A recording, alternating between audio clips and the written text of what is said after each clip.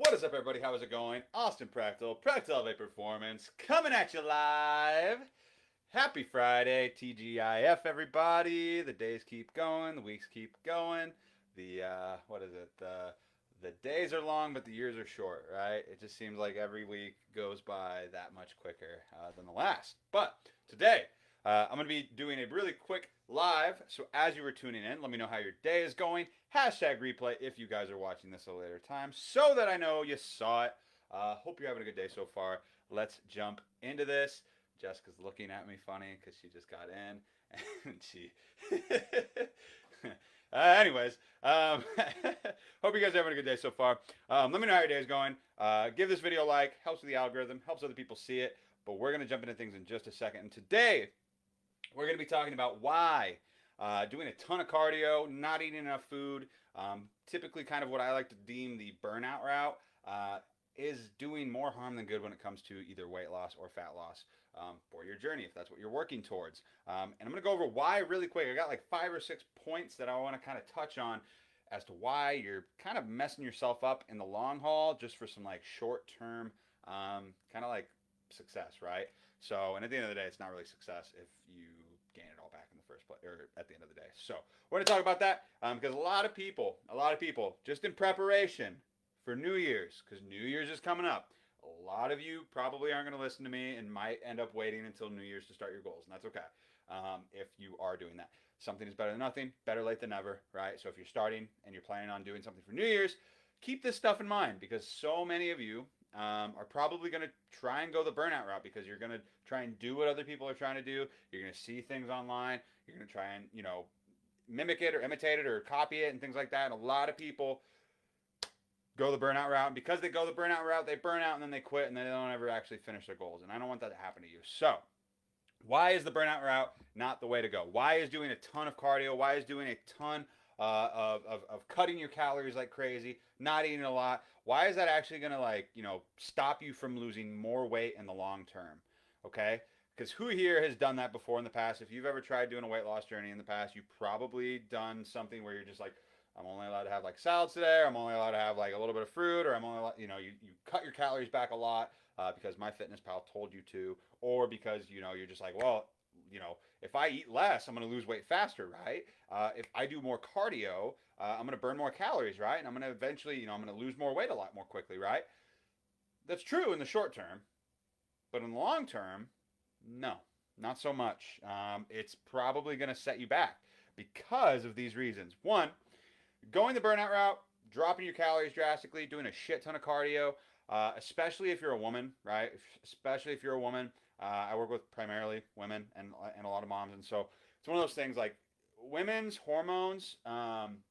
When it comes to dropping your calories drastically, when it comes to doing a ton of cardio and things like that, it can impact your hormones quite a bit. If you're like if you're like starving yourself and you're like nutrient deficient in a lot of ways and you're not getting enough fat in your diet, it can mess up. It impacts guys too, but it can mess up like your menstrual cycle. It can mess up like you can start having hair loss. It can impact a lot of things. And so like just word to the wise, don't do that. If you are consuming less than like 1,200 calories, like toddlers eat 1,200 calories in a day.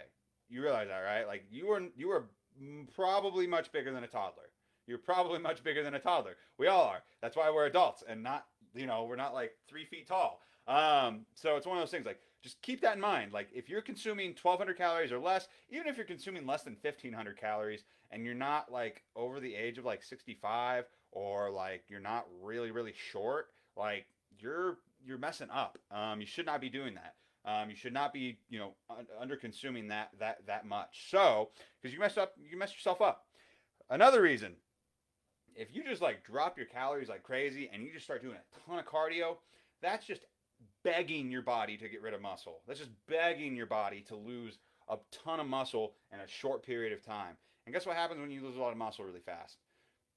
Your metabolism slows down to an extent because the more lean body mass, the more muscle that you have, the more energy your body burns on a daily basis. It requires more food and energy for your body to maintain muscle. And so if you just lose a lot of muscle, you're losing, a decent potential amount of like metabolic activity going on. And so if you lose a lot of muscle, if you just, and that's what happens, right? If you don't strength train, that's what happens if you drop your calories drastically really quickly, if you do a ton of cardio, if you don't get enough protein in, which again is hard to do if your calories are super low. And guess what? You're creating a recipe for losing a lot of muscle, which in turn will cause you to, have a slower metabolism, right? So does that make sense? Let me, if you're following along right now, if you're watching this right now, let me know if that makes sense. If we're clear on that. Losing a bunch of muscle is not good. It's not good for anybody. Anytime you lose weight in general, you're gonna lose some. You're gonna lose some fat. You're gonna lose some muscle. The goal is to maintain as much muscle as possible while we're losing weight, so that way we can, one, be strong and not feel like shit, and have the aesthetic that we are going for when it comes to weight loss, and two, maintain a healthy metabolism and maintain that muscle going forward. So I see a comment here. Oh wow, this is interesting. Good. I'm glad this is interesting. I'm glad this is helping. And so the other thing too, right? Like on top of like why you shouldn't do the burnout route. One, you can mess your hormones up. Two, you can lose a lot of muscle that you is very precious. You do not want to lose a lot of muscle whenever you're going through a fat loss journey or a weight loss journey. Three, right? Three, and in turn too, right?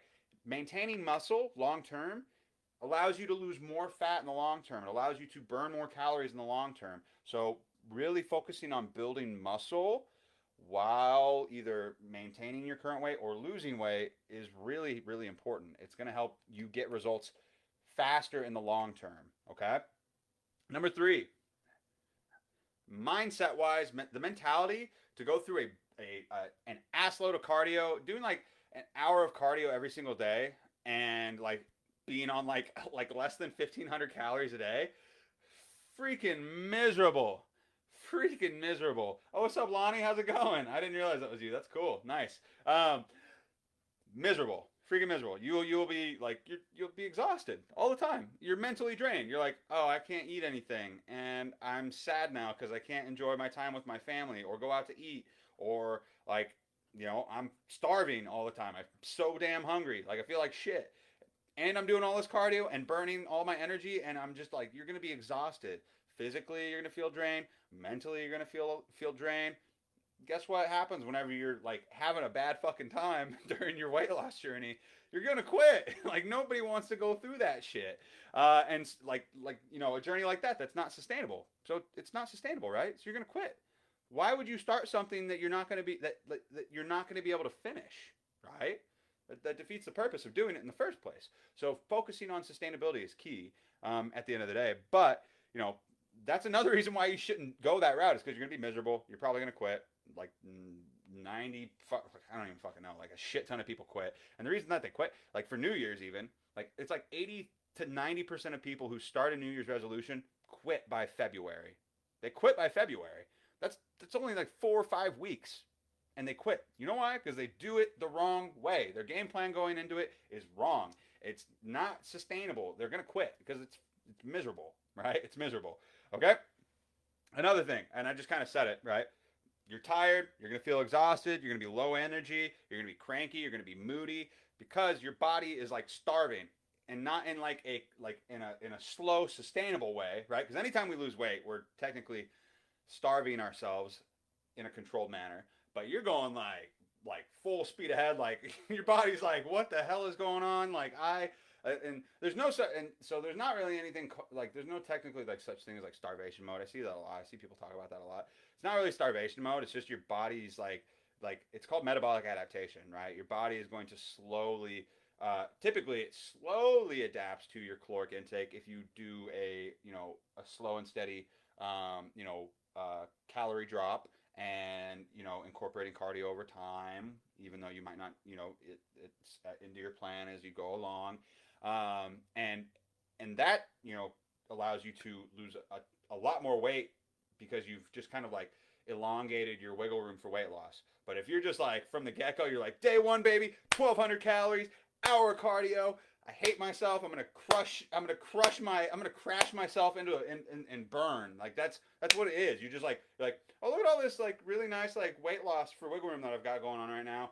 Fuck it, and you just like hit the ground running right here, and just like where is the weight loss outside of like the like 10 pounds that you might lose at the beginning, but you've got like, like 50 pounds that you want to lose. It's like, where is it?